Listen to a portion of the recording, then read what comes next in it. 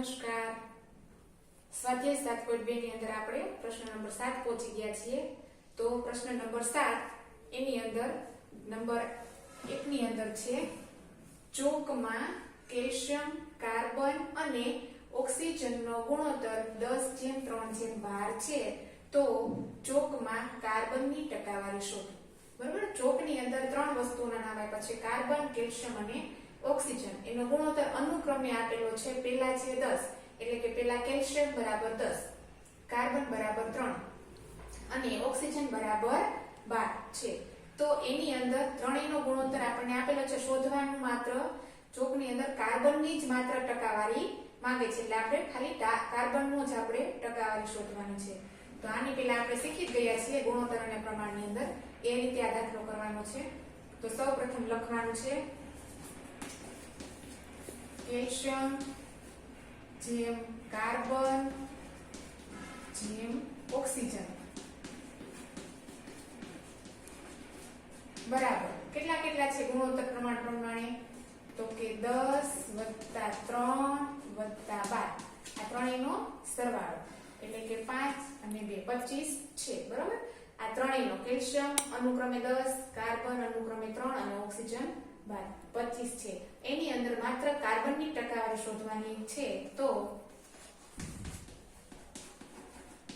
કાર્બનની ટકાવારી આપણે શોધતા શીખ્યા હતા આગળના દાખલામાં કે કાર્બન કેટલો છે? તો કે કાર્બન છે 3. તો 3 ના છેદમાં આ સરવાળો એને ગુણ્યા 100. આ રીતે આપણે ગોઠવતા શીખી ગયા છીએ. 25 ચોકું 100. બરોબર, એટલે કે 4 તેરીને 12. 12%. શું આવ્યું 12%? કાર્બનની ટકાવારી 12% રહેલી છે ચોકની અંદર. બરોબર, તો આ આપણે નંબર I છે એ આપણે જોયો, એની અંદર 12% આવે છે. હવે એમાં બીજો દાખલો આવે છે. તો હવે આપણે બીજો દાખલો જોઈએ.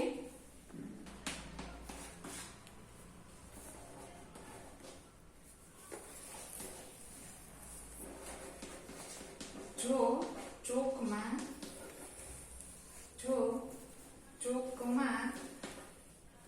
કાર્બનનું વજન 3 ગ્રામ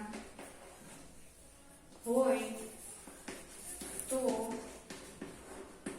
ચોકનું વજન શોધવું. હવે આપણે આમાં ચોકનું વજન શોધવાનું છે. તો ચોકનું વજન શોધવા માટે પહેલા આમાં શું આપ્યું છે? કાર્બનનું વજન આપેલું છે. કાર્બનનું વજન બરાબર કેટલું છે? 3 ગ્રામ. ચોકનું વજન શોધવાનું છે. તો લખો ચોકનું વજન બરાબર શોધો. હવે આગળના દાખલામાં જોયું ને નંબર 1 માં, એની અંદર તમારે શું આવ્યું હતું? ટકા, 12% હતું. ઈ શેનું હતું? તો કે કાર્બનની તમને ટકાવારી મળી ગઈ હતી. બરોબર છે, ઈ તમારે લખવાનું છે. અહીંયા કાર્બનની ટકાવારી આપણે આગળના દાખલામાં ગોતી લીધી છે. કાર્બનની ટકાવારી આપણે શોધી હતી ત્યારે આપણે 12% મળી ગઈ છે. હવે આપણે અહીંયા એવું લખી શકાય, આપણે કાર્બનની ટકાવારી મળી ગઈ છે એટલે આપણે અહીંયા એવું લખી શકાય કે ધારો કે આપણે ચોકનું વજન પહેલા શોધવાનું છે, તો ધારવું પડશે ને. તો લખવાનું ધારો કે ચોકનું વજન x છે. પહેલા આપણે અહીંયા ધારવું પડશે. સમજાયું? એટલે આપણે અહીંયા લખવું પડશે. હવે તેથી x ના 12%, કાર્બન કેટલો છે? 12%, બરાબર વજન 3 ગ્રામ છે. તો x ગુણ્યા 12 બરાબર 3. હવે x ને શોધવાનો છે એટલા માટે એટલો રાખવાનો છે અને અહીંયા ટકા દૂર કરીને આપણે 100 મૂકવાના અને આ બાજુ 100/12. હવે છેદ ઉડાડીશું. 4 તેરી 12, 3 3 જાય 25 ચોકું 100 બરાબર 25. તેથી x બરાબર 25 ગ્રામ.